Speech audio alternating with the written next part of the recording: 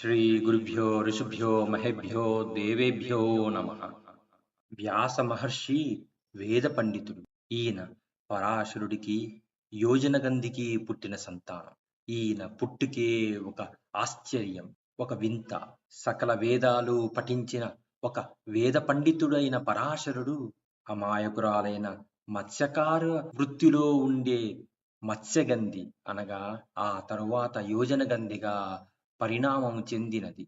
ఆమెతో సంభోగించి ఈ వేదవ్యాసుడి పుట్టుకకు కారణమై, ఈ వేదవ్యాసుడు తను పుట్టక ముందే తన తల్లికి ఆ చేప కంపుతో ఉండే ఆ ఆ శరీరాన్ని సుగంధ వాసనలతో నింపాడు. అందుకే అప్పటి నుంచి ఆమె యోజనగంధిగా మారిపోయింది.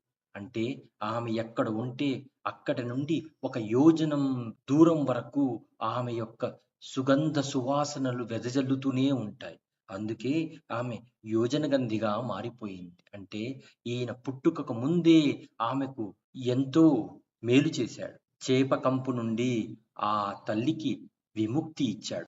అటువంటి వ్యాస భగవానుడి యొక్క పుట్టినరోజు ఈరోజు. మనము వ్యాస జయంతిగా, గురు పూర్ణిమగా జరుపుకుంటాం. ఈరోజు మనము వ్యాసుల వారిని స్మరించినంత మాత్రాన్నే మనము ఎన్ని రోజులు ఎవరెవరి దగ్గరైనను ఏ కొంచెం నేర్చుకున్నను వారందరికీ ఏదైతే రుణం పడి ఉంటామో ఆ రుణమంతా ఒక్కసారిగా తీరిపోతుంది. ఈ ఒక్కరోజు మనము వ్యాసుడిని స్మరించుకున్నంత మాత్రాన్ని. అట్టి శుభతిథి ఈ రోజు. కాబట్టి మీరందరూ మీకు తెలుసో తెలియకో ఎవరి దగ్గరనైనా జ్ఞానం ఆర్జించి తరువాత వారికి ఏమీనూ ఇవ్వలేకపోయినను ఈరోజు వ్యాస భగవానుణ్ణి లేదా వ్యాస మహర్షిని మనము తలుచుకున్నంత మాత్రాన్నే ఈ రోజుతో ఆ రుణము తీరిపోతుంది.